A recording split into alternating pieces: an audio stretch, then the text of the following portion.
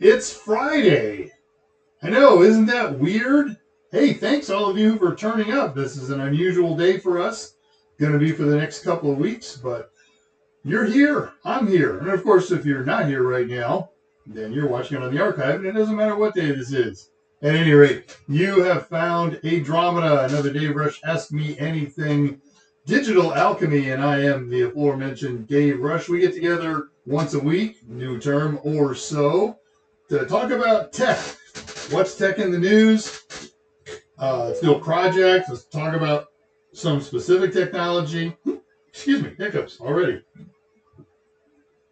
Leave my phone on for no good reason, turns out. Hey, so how's everybody doing? Sorry we couldn't do this yesterday. Yesterday, it's just been a murderous week. We'll leave it at that. Hey, let's just dive right into things here. We got stuff to do. We got stuff to cover. The project doesn't take too long today.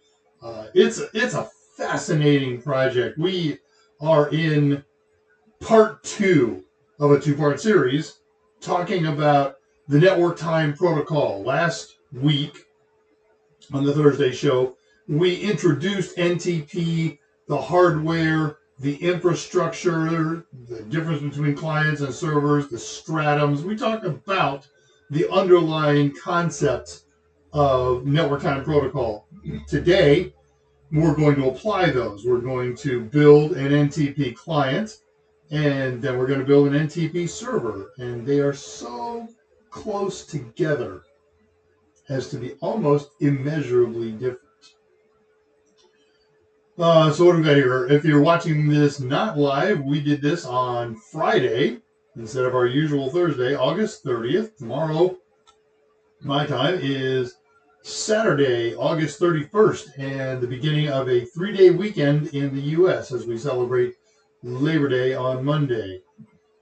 So today and the next 2 shows, I guess that makes it the first Friday and second Friday of, this is August, September. We will do Friday shows and then back to our usual Thursday schedule. I am fried.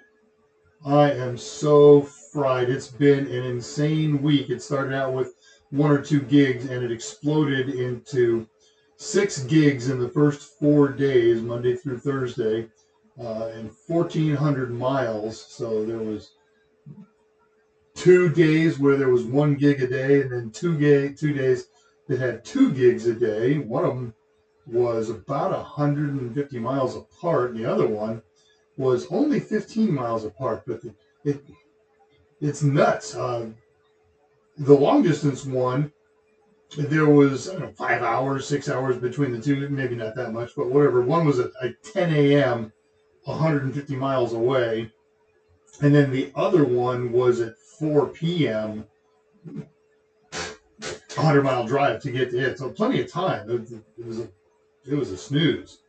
Yesterday, I had to drive 4 hours, 5 hours, 250 miles down to Corpus Christi, set up a gig, and then go set up another gig because they were going to start within 30 minutes of each other. And I had to go and be there for the first one when the guys got there and they brought their equipment, get it hooked up with mine, and then race over to the other one. And there were surprises and challenges. And I finally got done with the second gig, got it all packed up, and it's about 8 o'clock and got on the road. And I put pedal to the metal, and I got home about midnight or so. And it's just been such a long day and such a long week that I came into the house at 12:15. I sat down on the couch to chill out, bite out of a sandwich or something, and next thing I know, my television's on, and it's 10 till 4. Maybe I ought to go upstairs. Anyway, so I didn't do any work on the show this week. I got up this morning earlier than I should and said, I got to do show prep. And it came out great. I'm really pleased with what the plan is. Hey, so Eat Op Orc Discord has an ADRAMADA home. Also, it turns out that ADRAMADA has a Discord home. We hang out. We talk tech. We do tech. We post tech, ask questions, answer questions. The link is in the chat feed. Also, if you want to get in touch with me in Poison, there's a couple email addresses in the chat feed. And if you want to follow me on some of my multimedia platforms, there are ways and places that you can do that, and you'll find that in the chat feed. I'm on X, and I'm on Mastodon, LinkedIn, and Reddit, and blah, blah, blah, blah, blah. Hey, well, let's see who is here. Sorry. Dry throat now. Man. NTP2, the server strikes back. There's no time reference in that, so I expect a better pun. I was turning on the prepping the show and getting this set up, and like 30 seconds after it gets set up, Tullowit pings in. We're back. Followed very shortly by Shy Moonstone. Hi, lady. Good to see you back. Joey Quitzel, I got your message. No, that was not water. It was just air. But it sure looks like water the way that stuff came flying out of there, huh? On this channel, I have a short that I did some years ago about cleaning out the dust on a desktop.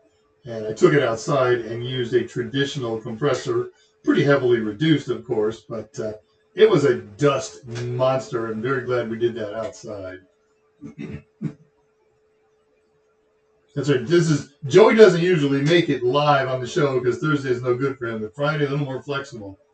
And definitely he has some irons in the fire. Live in 3 minutes and then live on Friday. This feels weird. Yeah, I know. Me too. I only have 1 gig so far next week. We had 2, but one of them fell apart. And of course, the 1 gig is on Thursday next week, and it's unavoidable. Pi Day Friday. Gosh, I'd forgotten about that. Yeah, we used to do Pi Day Friday. And then I decided I wanted the whole weekend for myself. And you can't get out of town on a Friday night if you're hanging out and doing a show till 8 o'clock at night. I want to leave the office at 2 and start my vacation. It's stuck for me. Try not to do too many gigs. I'm not employed. I'm doing gigs. I'm sorry, I didn't mean to start without you. All right. Well, that's everybody that's here. It's actually a typical turnout for the beginning of the show, so that's pretty cool. Hey, so what do we got going on here? Let us get the world caught up. So last week's show was part 1 on NTP. We did an overview of what it is, why it's used, use cases, hierarchical structure made up of stratum, of servers, of clients, accurate time sources, all kinds of good stuff. Today, we'll do part 2. We're going to build an NTP server. We'll install one. And I put a picture up here of a Windows Server configuration. You can do an NTP server on Windows Server. There may be some third-party product that I'm not aware of that you can do one on a Windows workstation, but there's nothing native in the Microsoft world that's in Win 8, 10, or 11. There was some configurability in Windows 7. You could select a different time server for your client, but that's gone. Let's see. Let's go ahead here for a second. We'll come back to that. So much prep we have to do on these things. I need a producer. Somebody produce this show so you can have all the slides ready to go and send me to head. I need a director. I need everything. Let's see if I do this and this. Oh, that's lovely. Okay. Upcoming shows. I haven't got dates nailed down for these. They are intended to be to get this process started next month, but I don't know what yet. We're going to do 2 presentations on electronics. One is going to be electronics for PC support. So real fundamental, basic electronics, everything you need to know about electronics. like how to plug in your iron kind of things and some basic functions there. And then we're just going to get straight into the practical. What's coming out of your power supply? Why is it coming out of your power supply? There's a lot there, and we've taken out a lot of material from the organization that I used to be with, because the courses that we teach,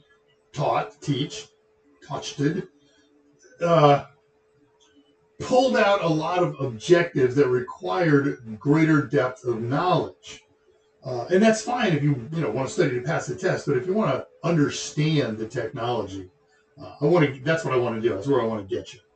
So we'll do electronics for PC supporters, and then we will do probably 2 episodes. So I'll break that up with some other show. We'll do electronics for PC support, then something else unrelated, and then I'm going to do 2 episodes on intro electronics or essential electronics for hobbyists. I don't know if I stuck this up on camera last week. These are my 2 new Pico 2s. I had like 3 things on my desk a week ago, and I got done with the show and said, yeah, I never did show any of that stuff. So I need to find out if these will work on my Pico 1 breadboard, or if I'm going to work bare metal. It's a fairly easy, quick check. I just haven't had time. Hey, for an unemployed guy, you're pretty damn busy. You are sure right about that. Some of you saw on the Discord server a very terrible picture of the back of my Jeep loaded up with a new, for me, telescope. It's a 12-inch diameter telescope. That's good enough for seeing the sex of a fly on Mercury. So very excited. I've got a 64 megapixel camera that's been sitting here on the shelf for about 2 years, maybe not that long. It's been waiting to get plugged into a hot Raspberry Pi. That'll be our astrophotography rig, and probably the beginning of October, maybe mid-October, because we're going to try and get a vacation in. But look for some fun astrophotog. Everybody's posting messages here, so I'm going to look at those, and then we're going to start with the tech news of the week. I think I mentioned this last week, but again, my mind is just mush right now. Butch and Suni are trapped on the ISS until February of next year. It'll be 8 months instead of 8 days. And this month, like on September, I think September 6th is the plan. They want to try to autonomously undock Starliner and autonomously/remotely bring it home.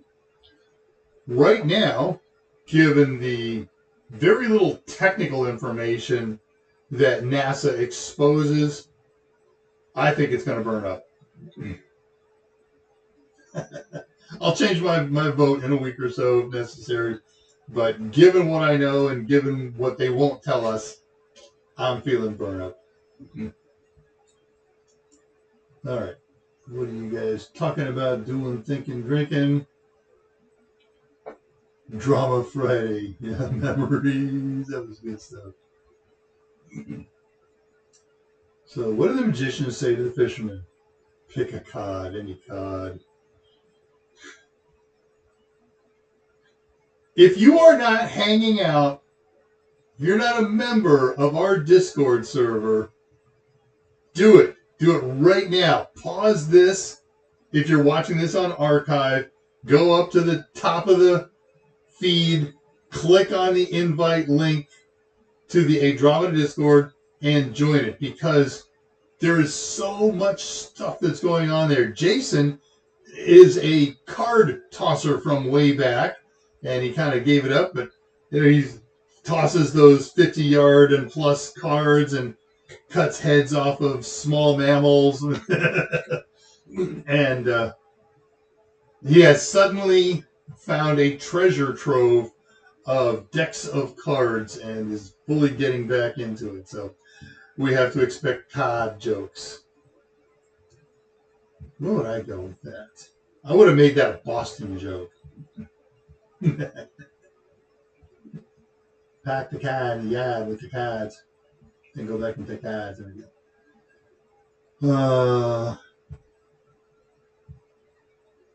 Okay. Right there. Right. So Jason's asking how things are in Hawaii. And his storm has dissipated for all intents and purposes. Dodged a big bullet. That was a very slow mover compared to what many of us here in Hurricane Alley experience. I guess there was a lot of time for it to do any of the big three, get worse, get better, or stay the same. So, but I like the fact that it's gotten better. Reading messages. Yep, the scope should turn out to be cool. It's rainy. And yeah, you said your island is fairly dry, so rain good for you. Now I gotta get me a telescope after I finish saving up for a camera, yeah. You don't have to save up for a camera. Get that Raspberry Pi I sent to Hawaii. Pick up the an old 5 megapixel official camera for Raspberry Pi, and there, that's your camera. Is that those you need? Okay, power supply. I said a power supply with that. Never said everything. Okay, everybody's caught up here. Yes, you need rain paddle. Is that mic noise on my Linux box? My mic right now, this is a fake. It's not connected to the system I'm using. I use it as a prop because it's consistent. My mic looks like about 3 feet in front of me, so it's a little echoey. One of these days, I will tear my desk apart, get it all reorganized, and get the whole system rebuilt. I got so much stuff here, and it's all hooked up, and it's all a tangled mess. It looks like the box of stuff and power supplies and cords that we all have in our closets and cupboards and whatever. So mine's all live. It's a bad thing.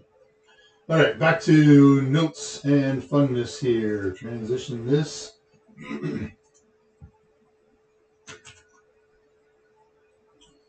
Tech news of the week. Only got 5 stories. Tullowit posted this story yesterday on the Discord server. I'd seen the headline for it and ran screaming from it because the story I saw, the headline that I read, was horrifically, insanely inaccurate without even reading it. But today I read or saw a Tullowit story, did some of my own research, and now we got something to talk about. NASA scientists get credit for this. They're not the only ones, but they were certainly involved. They have detected an invisible electric field around the Earth for the first time. So there's all kinds of fields around the Earth. Okay, we got ionization layers, we have gravity fields, we have magnetic fields, and here's an electric field, and they're calling this thing ambipolar. And it's ambipolar because it has the ability to push particles and to pull particles down. This was hypothesized more than 60 years ago.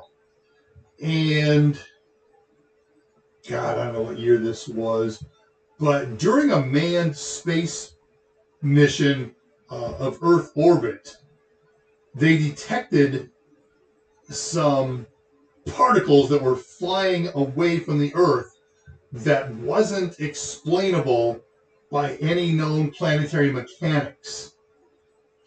And so this theory was developed, and they have been working then for the last 60, give or take, years on a way to measure this. I mean, it's not possible to do it here on Earth.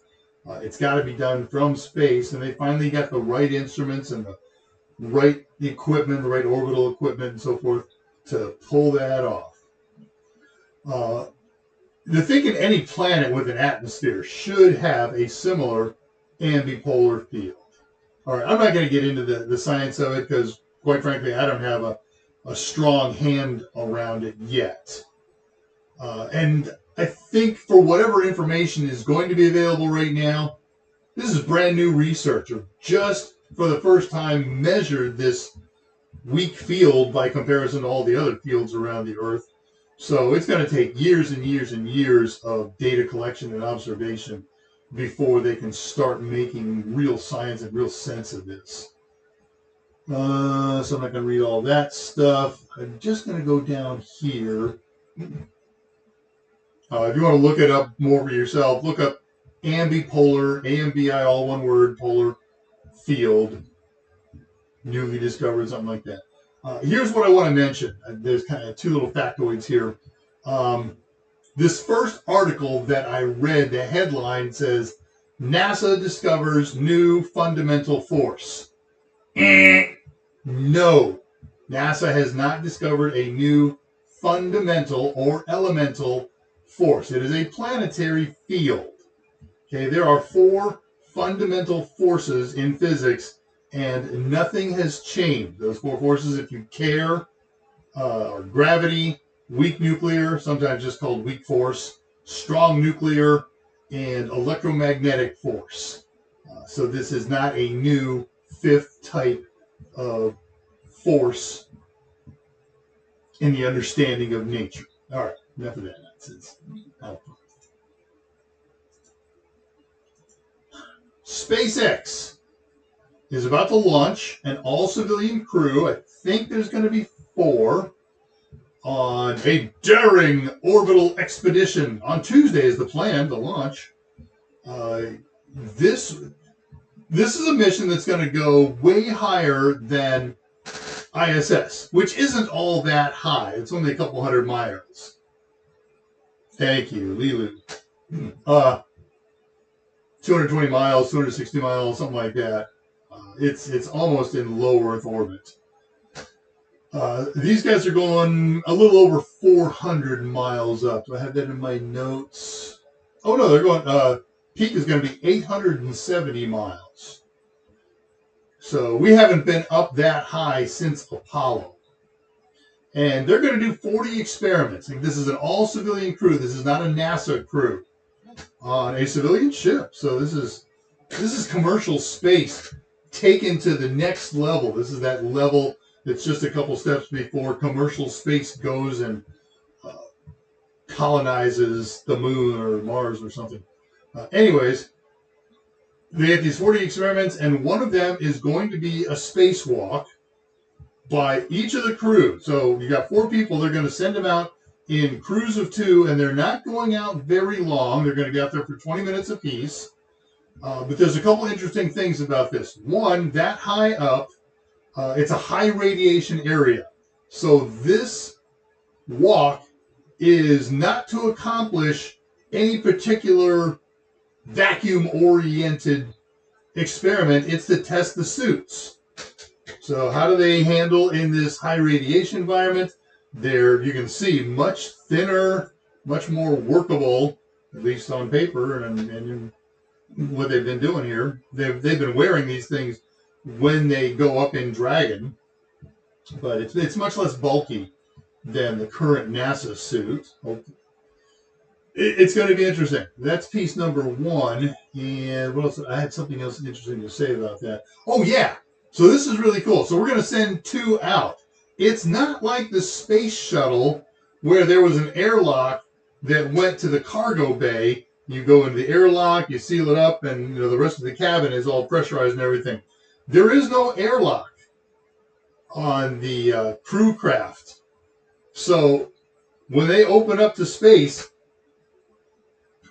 the whole cockpit, the whole vehicle will be evacuated from air. So everybody's got to be in suits. That's going to be what keeps you alive. And they'll keep it open, I suspect, until their 20 minutes is up. Then they come back in, they repressurize the whole thing, they evaluate, and then set up another walk sometime thereafter. So it's an interesting thing. Each will spend 15 to 20 minutes in space. While the mission's going to go 870 miles, the walks are going to be 435 miles up. I knew it like that. All right, next. This has been all over the Linux news in the last couple of days. Ubuntu has created a simple upgrade process and path to go from version 22.x, Jammy Jellyfish, to the current LTS version, long-term support, 24x, Nubile Numbat. I have 3 Ubuntu boxes running at my desk at the moment. One's on a Pi, 2 are on x86 machines. One's my daily driver, and the other is a developmental and experimental one. So I'm going to try that upgrade on the developmental box. And if it goes well, and if it's interesting, and if it's fun, we're going to do that live on a show to my daily driver. It won't hurt the show, even if it goes badly. So we'll see. That's always been the task for the last 10 years, is easy upgrade or update from one version to the next. Which takes me to my next story.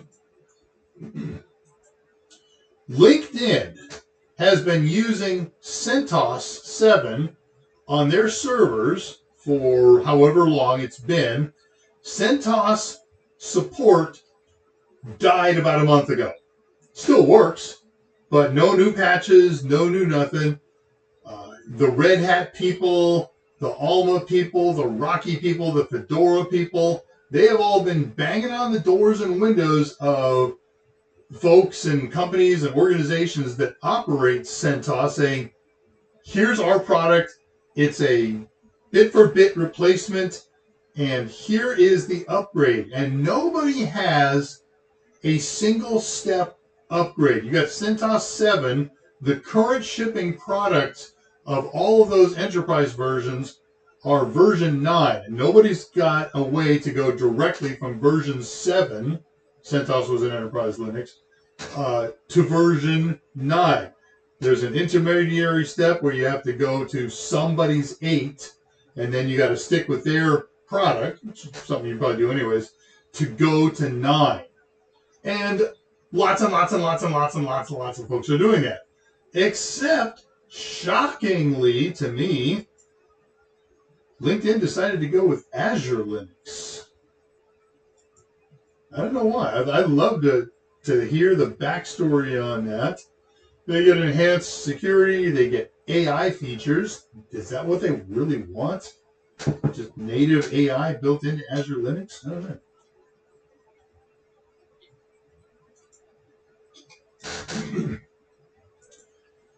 There is a new experimental chemical pacemaker out there.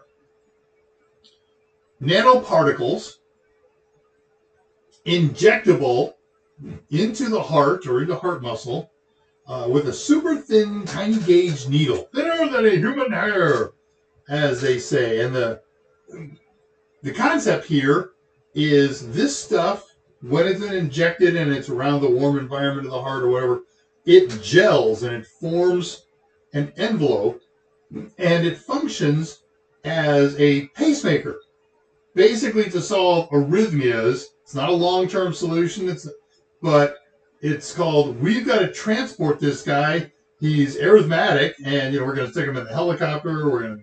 He can't get anywhere for 2 or 3 days.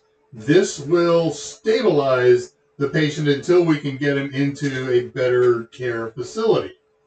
Okay, so this is developed at Lund University, which I believe is in Switzerland, Sweden. Sorry, .se. I think that's Sweden.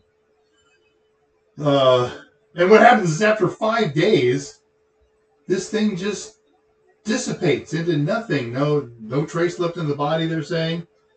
So it's interesting. I thought that was kind of interesting health tech. As I was reading the article, what struck me is what I'm reading and reading and reading, trying to say how theoretical is this, or how have they actually tested this on biologics? And hey, here we go. There is biological testing. And I love this.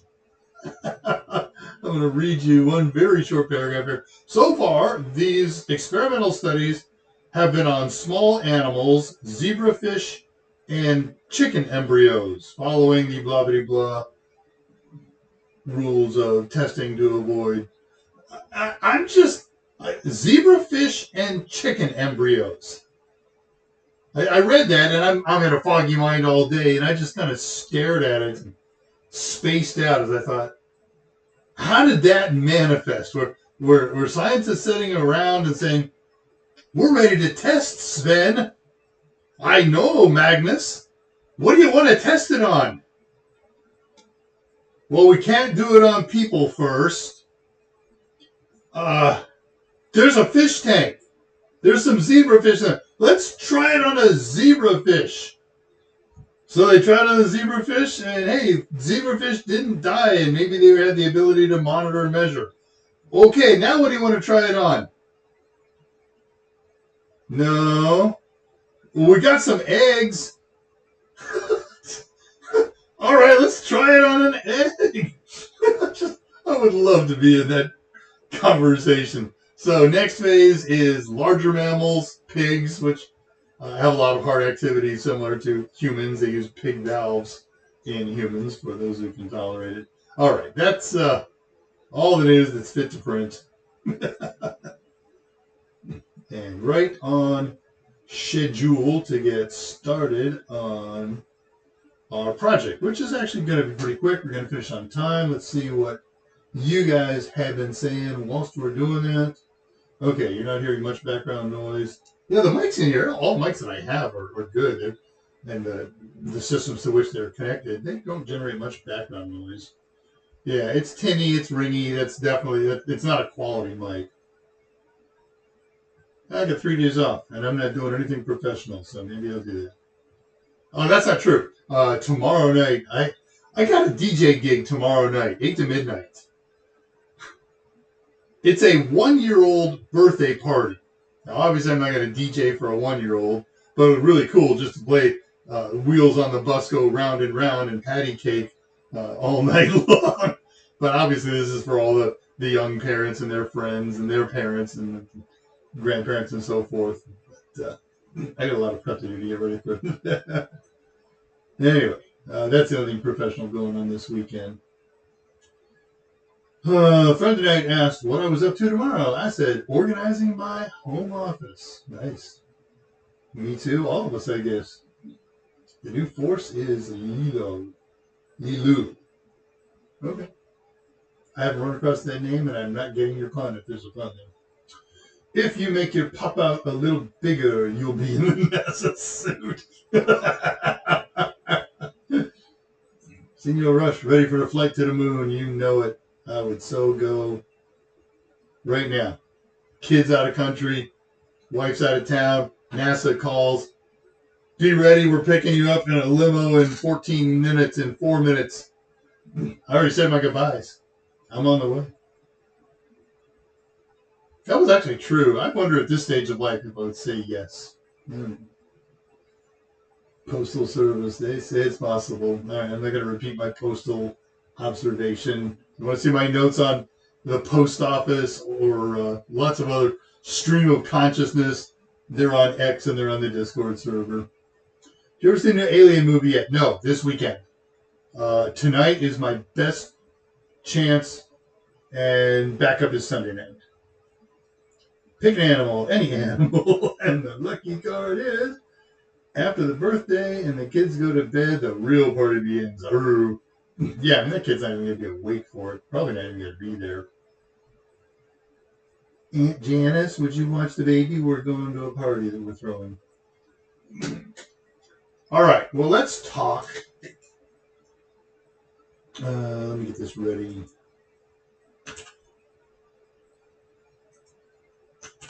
Okay.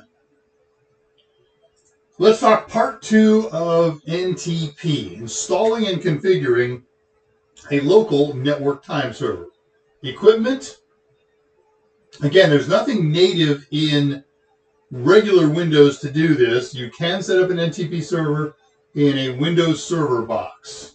I'm going to do it on Linux. That's what you're going to find online on the internet, though you could certainly have one in an environment that's running Windows Active Directories.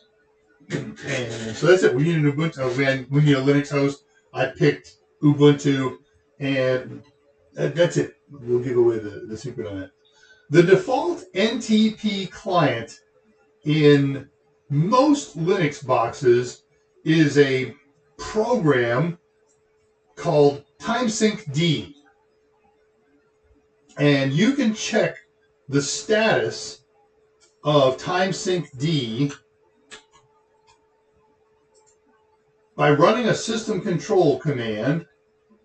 And this is going to fail because, well, okay, it's not a total failure, but what happens is with TimeSyncD, if you install another kind of client, particularly the one we're going to use tonight, TimeSyncD steps aside as an NTP client. It says, you got something newer and better and stronger. I detect and I'm specifically programmed to watch if you install cronny and to shut down. And it does that because you don't want to have two NTP clients running simultaneously. This one may be getting time from here. This one may be getting time from there. And that time may be a little bit off. And we're talking milliseconds here. But that matters inside a computer. So, she'll have one client running at the same time. That's kind of obvious. Let's see. Okay, I did that. So TimeSyncD is an NTP client. It's got configuration files. You can change the time server that you're getting time from. And you can play with it right now. Those of you who are running Linux boxes at the house, you're probably running systemd version of TimeSyncD, and you can research where to find the config files and go and update them. But I'm not going to recommend that. I'm going to recommend that you switch to cronny. And this is just a reminder. Nothing to do with today's show, but I think this is so important it's worth reminding. If you are operating in your home, and that's all you're operating, not accessing, but operating, it doesn't matter what time you set your system to. It doesn't matter what time zone you set your system to a degree. I don't want to sit here and have the computer that I'm staring into right now be on Central Time and a computer over there that I share access resources from, whatever, and have it on Mountain Time or Eastern Time or something like that. Everybody should, in the same area, should be in the same time zone. When you start operating computers in different time zones, for the sake of timestamp consistency, for the sake of troubleshooting, for all kinds of good reasons, change the time zone of every computer in the system, in your network, to something universal. And the ideal, of course, is UTC, Universal Coordinated Time. It just solves so many problems when you're working across time zones. All right, so we're going to use an NTP package called cronny to replace the client functionality of TimeSyncD. Cronny is really cool. It has client service in it, and it has server, NTP time server, built into it. And we can keep TimeSync running. TimeSyncD, again, he just takes a back seat. And I'm not sure if there's a good reason to leave it running or not. I tried to dig into that. When you install cronny, a couple of packages get installed. One is called cronny-D. That is the service that runs both the client and the server aspects of cronny. And then there is cronny-C, which gives us the command line interface access to talk to and manage cronny-D. So we're going to start with setting up an NTP client. Get over here, quit out of this, clear the screen. And it starts out by installing cronny. Sudo apt install cronny. I've already done this. I could force a reinstall or something like that, and it wouldn't hurt because I've got all the basics, but all you're going to do is hit the enter key. It's going to ask you one question that says, this is going to download some archive files, and it's going to download some new files, total of 384K. Are you okay with that? Yes or no? You say yes, and it takes about 30 seconds or so, 40 seconds maybe, to install on this computer. It's my password here, Raspberry. Oop, I gave away the secret. I'm doing this on a Pi. Okay, you're already running the newest, latest, greatest. Now I'm running Ubuntu on this Raspberry Pi, and that's going to become apparent in just a couple of minutes. So now it's installed. TimeSync D is taking a back seat. Whether you want to run Cronny as a client only, as a server only, you can't really run as a server only, or a client and a server, it's one program, and it's all managed by a single config file. That config file is in etc cronny, and it's called cronny.conf. So we're going to get into that thing in just a moment. Once you've installed Cronny, you're going to install a client time server, or a client, an NTP client. And that exists for two reasons. One of two reasons, maybe both. If this is a workstation, this is a desktop machine, you're just using this to configure my time services. Okay, cool. So we'll pick a time server out there. We'll go into this configuration file, tell it what time server we want to get time from, and all done. The other one is if you want this to be an NTP time server, it first of all has to be an NTP client to go get time from the next layer up stratum time server. We talked about that last week, and it becomes the next level stratum. So it's going to be both a client getting time from an upper stratum, and it's going to be a server providing time either to a lower stratum server, a peer stratum server, or traditional host clients. So the next thing you have to do, you would have done this as step number one, is to pick the NTP servers that this client is going to get time from. Whether or not it's going to be a stratum time server or just an NTP client, it's got to have a source where to get time. And I have, I got stuff. I gotta check something here. Okay, I gotta go back. I missed this. No, I don't care about that. I posted this on the show last week, but I'm going to post it again. I'm going to give you two sites here that have lists of public NTP servers. You could pick any one of the things from this list, and it would say, okay, fine, I'm willing to give you time, to anybody on the internet. There are also private servers out there. You have to pay for them, but they have more limited numbers of users and things like that. I don't know that there's any real benefit unless you're creating like a private time environment, but that would be kind of odd. Sorry, checking here what's going on. Okay. All right, so enjoy, check those things out. And the first one is just a giant list of public servers. The second list is a giant list of servers operated by the U.S. National Institute of Standards and Technology, NIST. And what we're going to discover here in a couple of moments is you can select a server in this configuration file. See what Shadman says here? Nah, can't see personal use of a private site. No, certainly not. This was something an organization would do. All right, so you're going to select either a server or a list of servers. You can do that. First come, first serve. It says I'm going to try and get time from this one. If I succeed, cool, I got time. If I can't reach this one, then I'll try the next one on the list, and however many you put in the list until it finds a live or active server. You can also select a server pool. There are pre-existing server pools out there that have a list already done for you. And then there's something that Microsoft does, Google does this, NIST does this. They have what looks like a server. It's a single server URL, time.nist.gov. Except what happens is when your system pulls that, there's a whole bunch of NIST time servers.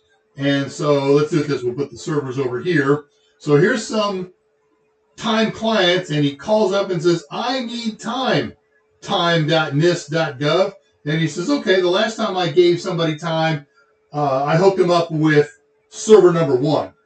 I'm going to round robin, and I'm going to hook you up to server number 2.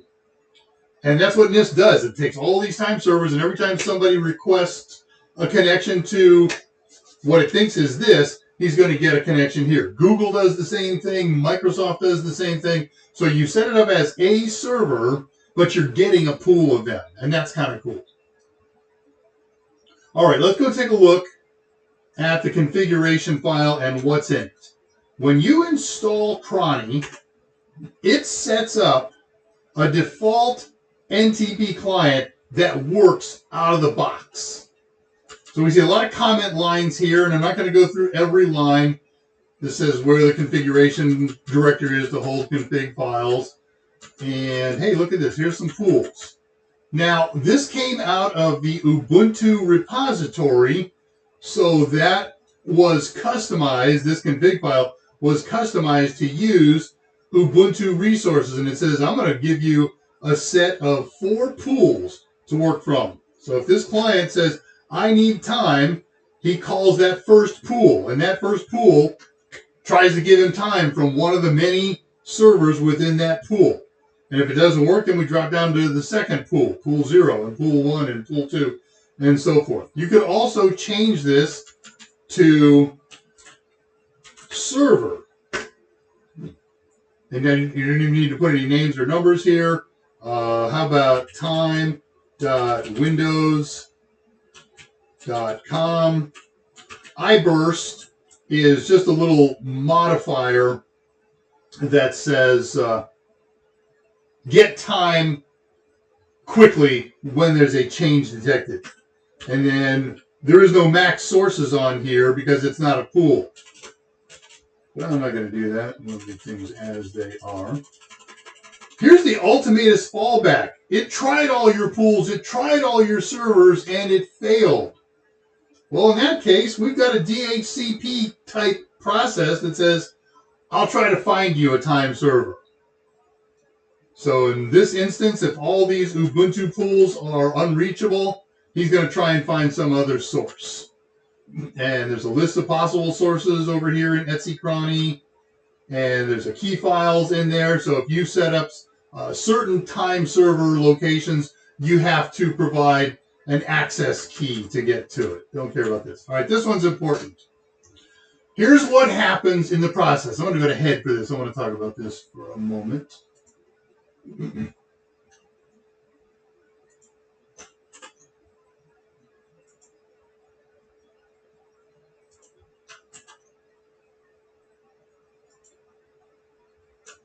Sorry, stand by. Quick adjusting here. Okay, an NTP client calls out to an NTP server and gets the time from that. And then what does he do? He applies that time to the system clock in the computer.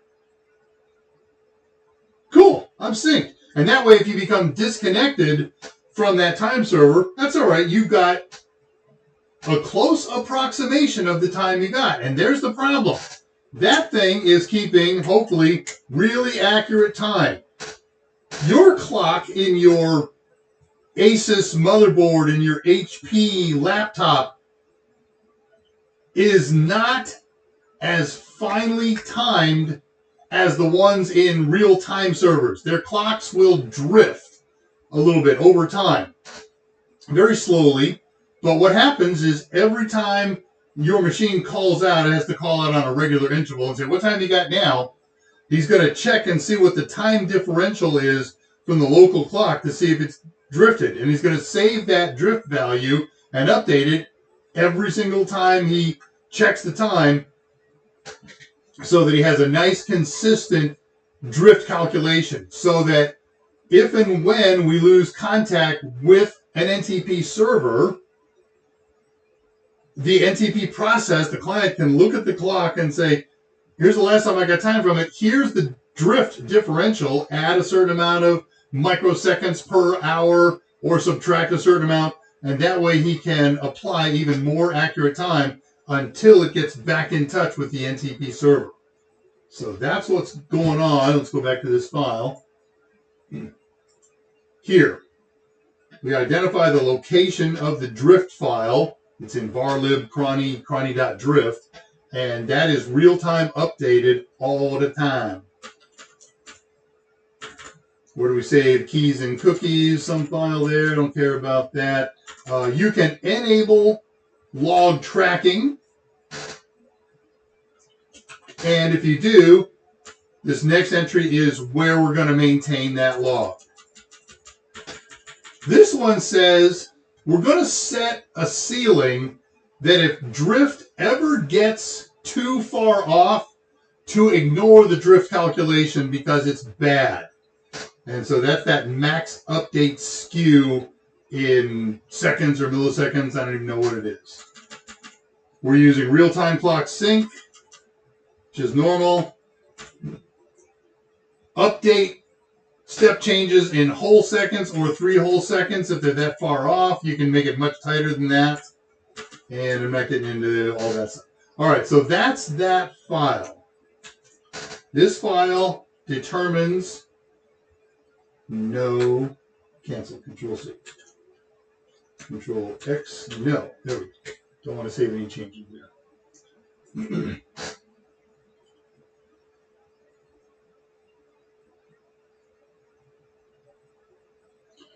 If you make any changes to that file, they don't count until you restart the service. And so I'm going to do that with sudo system control restart cronny.d.service. Won't hurt me to do that right now. All done. And let's see what it's learned. What are my cronny services? I'm going to use cronny C. That's that interface that talks to the cronny process. And I'm going to say, tell me the sources that you've learned about. And he says, I got sources all over the place. And if you're looking at these, you don't see any Ubuntu sources. That's because this thing gets its time from Ubuntu time servers, but it wants to know the lineage. Hey, Ubuntu server, where did you get your time from? Where did that thing get its time from? So these are, of all the servers that it's learned about, their parent stratum servers. I'm going to show you another cronny C command in a couple of minutes.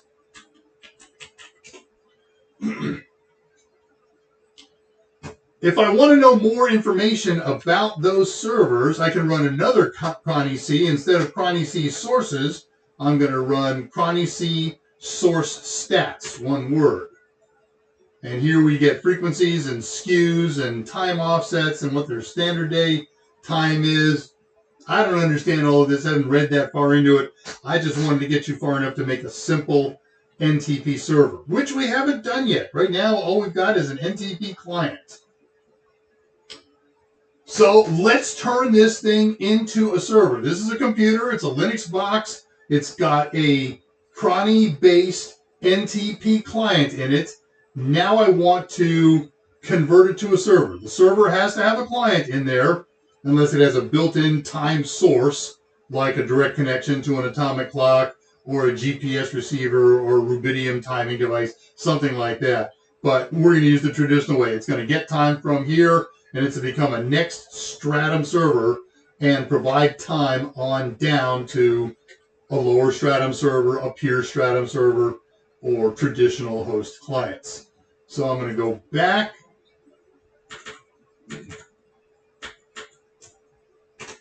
into this file. It's very complicated to turn this into a time server. What you have to do is start by adding a line.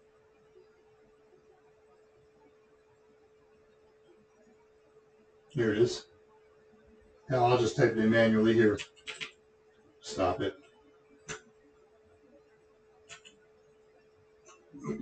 Click in here. Allow. And what you're going to define on the next part of this line is what stations, what subnets, what networks are allowed to get time from this thing. Because this thing actually is a time server right now. It's an NTP client, but it's an NTP server. He's getting time from some stratum up here, and he's saying, I'm willing to give time out if you'll just tell me who to give time out to. So let's say I want to make this available to all of the hosts on my internal home network. I might say 192.168.1.0. That's my network address. WAC 24. That's just no space. And I'm going to save this, and I'm going to do a system control restart cronny service. And now any client on this network that calls this server will get time from this server. What if I want to add another network? Sure, allow 1.0.0.0 WAC 24, WAC 8. Anybody on the entire internet could use this as a time server. We'd have to do a couple of things. I've got to open up my NAT router so they could get to it. And the one thing that we have to do on here now is the NTP process, the NTP server says, I'm ready to give out. All you got to do is request, and you got to meet these criteria. Well, by the way, how about one specific station? I get the public IP address from Tullowit's machine. It's 203.54.77.160. WAC 203. That's WAC 24. And now Tullowit can access from here, except he can't. This server is ready. He says, if he calls me, I'll give him the time. And if I set up my NAT router to allow him through and do the port forwarding thing on there, cool too. But there's two steps that we need to make this practical. I'm going to go back ahead here because there's nothing to show you.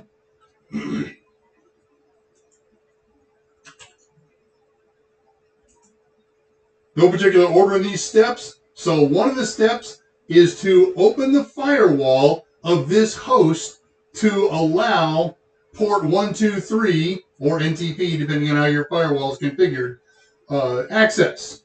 So this is an Ubuntu server. Built into Ubuntu is IP tables. I could use the IP tables configuration utility right off the bat. I could install uncomplicated firewall. We've done a show on that. I could install, what was the other one? Oh, no, silly man. The other one that everybody uses, not IP tables, Firewall D. So you can use any of those, or if you've got some other firewall utility, open up port 123. That solves that problem, port NTP. The next thing you have to do, the final thing, is you've got to configure an NTP client on whatever host you want to use to get time from this box to know to use this box. So if it's a Linux box, you might install cronny D. You might leave timesync D and just configure it to use this. You can't change the NTP server for the client in Windows. It's time.windows.com, not changeable. It used to be changeable way back, ain't no more.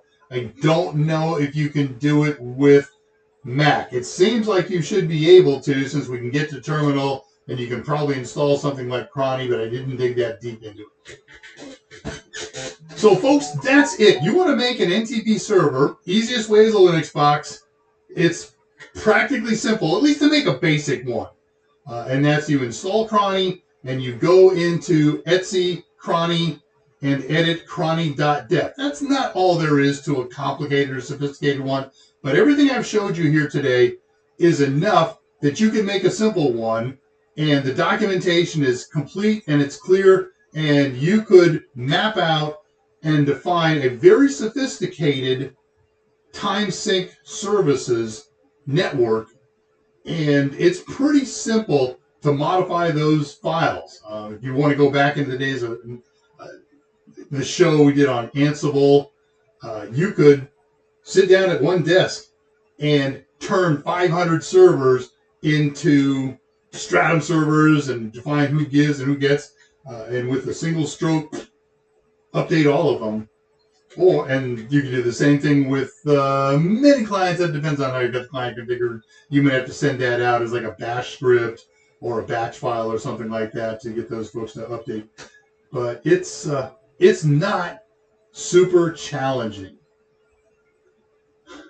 Next week's show, we're done. I don't know what I'm doing. I'll figure it out. I'm not doing electronics next week. We got stuff up and coming. It's going to be fun. Let me prep this, and how are we doing on time? We're probably right on time. We're pretty close. 1 minute over. All right. Let me check last messages here before we go. I use NIST time server on my laptops. Awesome. What OS are you using?